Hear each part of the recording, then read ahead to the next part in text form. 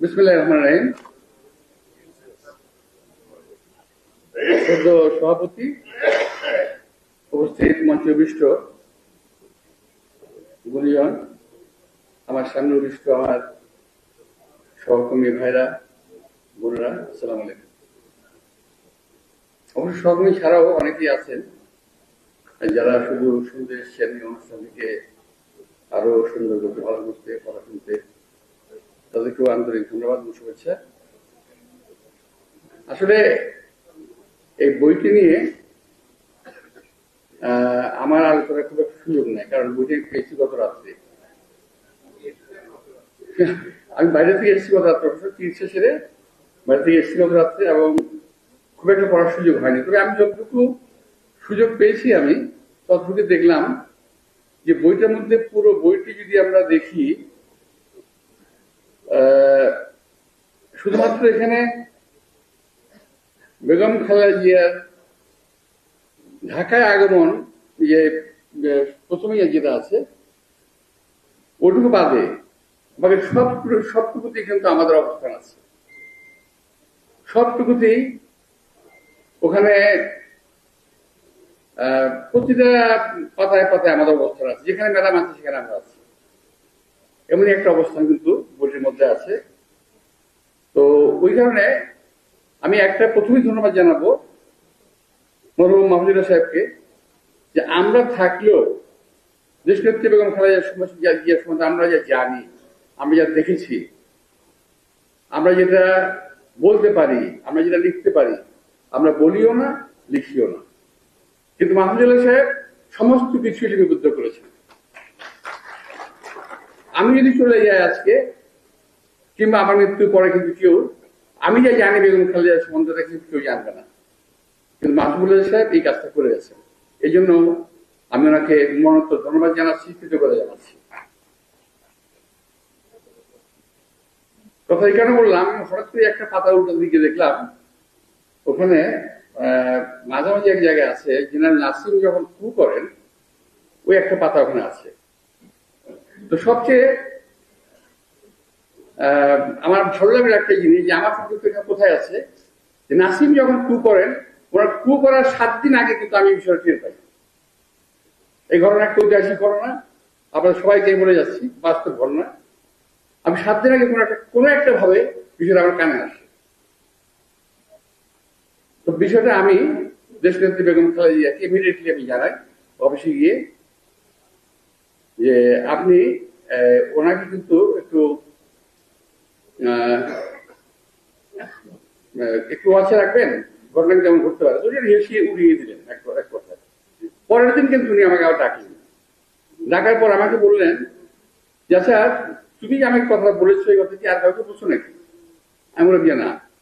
নাসিমের কথা জানা কিভাবে? উনি আর জেনে গেছেন। তা আমি একটা ভীষণ একটা মারাত্মক পরিস্থিতি পড়ে গেছিলাম ওই সময়। ঠিক এর আবার 2 দিন পর আমি বললাম, ম্যাডাম নাসিম কিন্তু আপনাকে হত্যার পরিকল্পনা করতেছে, এটা আপনি হয়তো জানেন না। কিভাবে? আমি নাসিম এখানে প্রথমেই সে হেলাল মুর্শিদকে ঢাকা নিয়ে আসবে। হেলাল মুর্শিদ দেখবেন যখন হেলাল মুর্শিদ ঢাকা আনবে, তখন আমি বুঝে নেবেন যে ঢাকা নিয়ে আসতে পারে, তখন হয়তো আপনি আর থাকবেন না। কারণ হেলাল মুর্শিদ হলো এটার, হেলাল মুর্শিদ যে এখন রিটায়ার করেছে, কিছুদিন আগে কোন একটা সরকারের একটা জায়গায় ভালো একটা অবস্থানে ছিল। তো হলো তাই, হেলাল মুর্শিদ সাহেবকে আনার ব্যবস্থা করা হয়ে গেল। মনোযোগ কে পেল, ঠিক তখনই কিন্তু নাসিম কু করে ফেলেছে এবং ঘোষণা দিয়ে ফেলছে। রহমান সাহেব তখন বঙ্গভবনে, তো ওনার কাছে কিছু একটা কাগজ নিয়ে গেছিল বোধহয় সই করার জন্য। উনি এটা করবেন না, উনি সঙ্গে সঙ্গে ওনাকে ম্যাডামের সঙ্গে পরামর্শ করে ওনাকে করলেন, টার্মিনেট করলেন। টার্মিনেট করার পরপর ওখানে অবস্থান দেওয়া হলো আমাদের জেনারেল মাহবুব সাহেবকে। আবার এই মাহবুব সাহেবকে যখনই করা হয়, তখন আমরা ম্যাডামকে নিয়ে, আমি, জেনারেল শওকত আলী, ডক্টর মঈন খান এবং আরো বিএনপি নেতৃবৃন্দ, আমরা এই মুর্শিদ খানের একটা অফিস ছিল এখানে কাকরাইলে, ওখানে গিয়ে আমরা অবস্থান নেই। ম্যাডামকে একটা জায়গায়, একটা সেফ জায়গার মধ্যে রাখার চেষ্টা করি। আমরা গাড়ি নিয়ে বাইরে পাড়া দিই। তো এর মধ্যে সময় অবস্থায় ক্রমে আমি ওই সময় পরিবহনের সভাপতি ছিলাম সারা বাংলাদেশের। আমি সারা বাংলাদেশের পরিবহন রাস্তাগুলো বন্ধ করে দিই, আমি Dhaka Mymensingh road, Sreepur road, Aricha road সব বন্ধ করে দিই। আর বঙ্গভবনের চারিদিকে বাস দিয়ে আটকে দেওয়া হয় যাতে ট্যাঙ্ক ঢুকতে না পারে। যাই হোক, আস্তে আস্তে সিচুয়েশন শেষে ওই ঘটনায় আসছে এখানে, এই ঘটনা যে নাসিমের যে প্রথম ঘটনাটা এখানে আছে। তো বুঝলাম যে পাতায় পাতায় যদি উল্টায় কোনো না কোনো জায়গায় কোথাও না কোথাও আমাদের অবস্থানকে অস্বীকার করার স্কোপ নাই এখানে। তো আমি আরেকটা বিষয়ে চলে এসেছে, আমাদের আজিজ সাহেব উনি খুব আক্ষেপ করে বলেছেন যে বইটা এত দেরিতে বাংলা প্রকাশ করা হলো কেন। আমি এটা আগেই চিন্তা করে গেছি, কথা আমি হয়তো বলতাম। ইংরেজিতে প্রকাশ মানে যখন বইটা প্রকাশ হয় তারপর এতদিন পর বাংলা প্রকাশ হলো তো একটা কাজ, বাংলায় প্রকাশ হলো। এবং এই বইটা যারা ইংরেজি পড়তে পারতেন না, ইংরেজি যাদের দক্ষতা কম, তারা কিন্তু খুব সহজেই বইটা পড়তে পারবে না, এবং যেটা জানতে পারবেন যেটা জানা খুব প্রয়োজন। এবং এই বইটা পড়লে পরে ইতিহাসে যে একটা পাড়া, আমি একটা লেখা পড়েছিলাম জেলখানা থাকতে, আমি ওখানে দেখেছি যে পড়ুয়া লেখকের মধ্যে আমি দেখলাম যে অনেক লেখকের মধ্যে এই একটা লোককে দেখলাম আমি, মুস্তফা আলী সাহেব।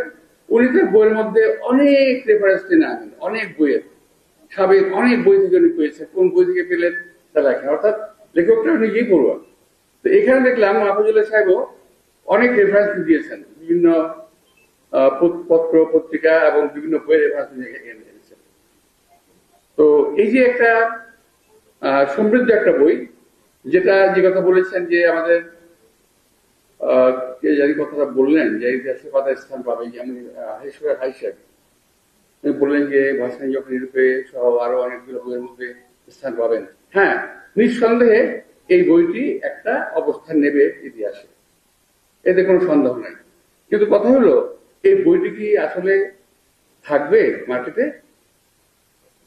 যদি বিএনপি নেতা কর্মী কিংবা দেশপ্রেমিক নেতা কর্মীরা যদি এই বইটিকে সংরক্ষণ না করে, তাহলে কিন্তু একটা সময় আসবে ঘরে ঘরে খুঁজে এই ধরনের বইগুলোকে উঠিয়ে নেওয়া হবে।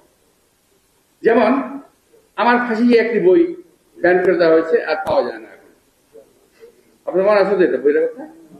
তো এরকম কিন্তু এই বইটাই চলে যাবে, কারণ আজকের এই সরকার দেশনেত্রী বেগম খালেদা জিয়া নয়, জিয়াউর রহমানের কোন রকম অস্তিত্ব বাংলাদেশে টিকিয়ে রাখতে তারা দেবে না এবং চায় না। জিয়া রহমানের অস্তিত্ব দেশনেত্রী বেগম খালেদা জিয়া, জিয়া অস্তিত্ব দেশনেত্রী খালেদা জিয়ার পরে তারেক রহমান সহ যারা আছে আমরা বিএনপি কর্মীরা সবাই জিয়া রহমানের অস্তিত্ব আমরা বহন করি, এবং আমাদের কাউকে আসতে দেবে না যদি এই সরকার বরাবর ক্ষমতায় থাকে। আর সবচেয়ে বড় বিষয় হলো, এই সরকার দিক বা না দিক, এই দেশের স্বাধীনতা কিন্তু একসময় থাকবে না যদি এই দেশের সাধারণ মানুষ সচেতন না হয়। একটা কথা, আমার একজন দুর্মুখ এক বন্ধু আছে আমার, বিএনপি সমর্থক, মিছিল যায়, ঢাকায় বসে বলে, আরে ভাই ঠিক আছে নাকি দেশের মানুষের বাঁচানো ঠিক আছে নাকি, বেটারা সব ঘরের মধ্যে বয়ে থাকে আর আমরা সব মিছিল করি, কটা মরে গুলি লাঠি জব করে। এই হলো একজন দুর্মুখের কথা বলছি আমি। তা আমাদের দেশের মানুষকে আজকে যদি আমরা সচেতন না করতে না পারি, যদি আমরা নিজেরা সচেতন না হই, তাহলে কিন্তু এই সরকার হাত থেকে আমরা বাঁচতে পারবো না। ইতিমধ্যেই বক্তারা বলেছে, অবশ্য আমার চেয়ে এখানে আমি নিজেকে একটা কথা বলতে আমি ভুলে গেছি, খুব ভাগ্যবান মনে করেছি আমি যে এই ধরনের একটি অনুষ্ঠানে আমি এসেছি, যে অনেক জ্ঞানী গুণী বিদগ্ধ লোকজন আজকে জ্ঞানী গুণীগণ যার বক্তব্য রেখেছি, যেখান থেকে আমি অনেক কিছু শিখতে পেরেছি বলে আমি মনে করি। শিক্ষা শেষ নাই। তো এই বয়সেও আমার মনে হয় যে আমি ভালো কিছু শিখেছি। তবে আসিফ নজরুল সাহেবকে আমি বেশি করে ধন্যবাদ জানাই যে উনি নাই, নিশ্চয়ই কারো না কারো মাধ্যমে এটি ওনার কাছে পৌঁছে যাবে। ধন্যবাদ জানি, উনি বেশ কিছু আমাদের আঙ্গুল দিয়ে দেখে দিয়ে গেছেন। চোখে আঙুল দেখে দিয়ে গেছেন আমাদেরকে। এবং এখানে যারা সবাই আছেন, যারা বক্তব্য রেখেছেন, সকলেই কিন্তু কেউ খুব উগ্রভাবে, কেউ খুব ঠান্ডাভাবে আমাদের সমালোচনা কিন্তু করেছেন নিঃসন্দেহে। এবং এই সমালোচনাটাকে যদি আমরা পজিটিভলি নেই, বিএনপি নেতৃবৃন্দ, কিন্তু এটা আমাদের জাতীয় জীবনে বিএনপির জন্য খুব কাজে লাগবে। এবং একটা জিনিস আমি যেটা বুঝি, যারা সমালোচনা সহ্য করতে পারে না তারা কখনো গণতন্ত্রে বিশ্বাস করে না। তো সুতরাং আমাদেরকে এই সমালোচনাগুলোকে সহ্য শিখতে হবে এবং এই সমালোচনাগুলোকে আমাদের বুঝতে হবে এবং আমাদেরকে কারেকশন করতে হবে। আমি মনে করি এই সমালোচনাগুলো কারেক্টিভ, এগুলো আমাদেরকে কারেকশন করার জন্য এই সমালোচনাগুলো। তো প্রিয় ভাইয়েরা এবং আজকে সভাপতি সবাইকে আমি আন্তরিক শুভেচ্ছা এবং ধন্যবাদ জানাচ্ছি। আমি খুব একটা কিছু বলতে চাই না। আমি ধন্যবাদ জানাই বিশেষ করে সিদ্দিকুর রহমান সাহেব, আসিফ নজরুল সাহেব এবং প্রফেসর দিলরাজ চৌধুরী, ওনারা যথেষ্ট সুন্দর বক্তব্য রেখেছেন, জ্ঞানগর বক্তব্য রেখেছেন। যদি বক্তব্যগুলো রেকর্ড করা হয়ে থাকে, যদি কেউ করে থাকেন আমাকে দিলে খুশি হবো, আমি হয়তো আরেকবার দিয়ে করতে পারি। আর যারা প্রকাশ করেছেন, বিশেষ করে যিনি এটাকে 3 বছর নিরলস পরিশ্রম করে এটাকে ভাষান্তরিত করেছেন, তাকে আমি আন্তরিক ধন্যবাদ জানাই। আমি একটি কথা বলতে চাই, বইয়ের দামটা যে অবস্থায় আছে এখন, আজকের বাজারে এই দাম দিয়ে এই বই অনেকেই কিন্তু চাইবে না, কিন্তু পারবে না। এটাকে আরেকটু সহজলভ্য করা যায় কিনা, কিংবা এখানে আমরা একটু ভর্তুকি দিয়ে এটাকে করতে পারি কিনা, জনগণের মাঝে বসতে পারি কিনা, এই চিন্তাটা আমি আপনাদের করতে বলবো। এখানে যতটুকু লাগে আমি চেষ্টা করব, আমি আরো কয়েকজনকে নিয়ে সম্মিলিত হবে আপনাদের সহযোগিতা করার। আমি চাই এই বইটা বাংলাদেশের বিএনপির অন্তত প্রত্যেকটা মানুষের ঘরে ঘরে থাকুক, বই যেন হারিয়ে না যায়। দেশের বেগম খালেদা জিয়া আজকে একটি কথা বলতে হয় অন্যভাবে, যে আর মুহূর্তের আনন্দ ঘন, মনটা কিন্তু বেদনা বিদুর। যার সম্বন্ধে কথা বলছি তিনি কিন্তু আমাদের মাঝে এখন নাই, বেশিও নাই। ওনাকে আজকে আমাদের সামনে আসতে দেওয়া হয় না, ওনাকে কথা বলতে দেওয়া হয় না, অনেক শুধু দূরের কথা বলা। ওনার চিকিৎসা, যেখানে বাংলাদেশের ডাক্তাররা আশা ছেড়ে দিয়েছে, তারা বলতেছে যে নাকি অবিলম্বে বিদেশে নেওয়া দরকার। বারবার বলার পরও জেনে শুনে একটা মানুষকে কিভাবে হত্যা করা হচ্ছে, এটা আজকে ইতিহাস সাক্ষী হয়ে থাকবে। আজকে বক্তব্যে এই কথা এসেছে এবং আসবে, ইতিহাস সাক্ষী হয়ে থাকবে। যারা আজকে তাকে দিচ্ছে না, তারা ইতিহাসে অপরাধ হবে এবং যখন সুযোগ আসবে ইনশাল্লাহ তাদের বিচার হবে। তো দেশনেত্রী বেগম খালেদা জিয়ার প্রতি আমার শ্রদ্ধা রইল এবং ওনার রোগ মুক্তি কামনা করছি। আমি যারা আজকে আলোচনা করেছেন, আমি আপনাদের সবাইকে, যারা আয়োজন করেছেন সবাইকে আন্তরিক শুভেচ্ছা এবং ধন্যবাদ জানিয়ে আমরা শেষ করছি। খোদা হাফেজ।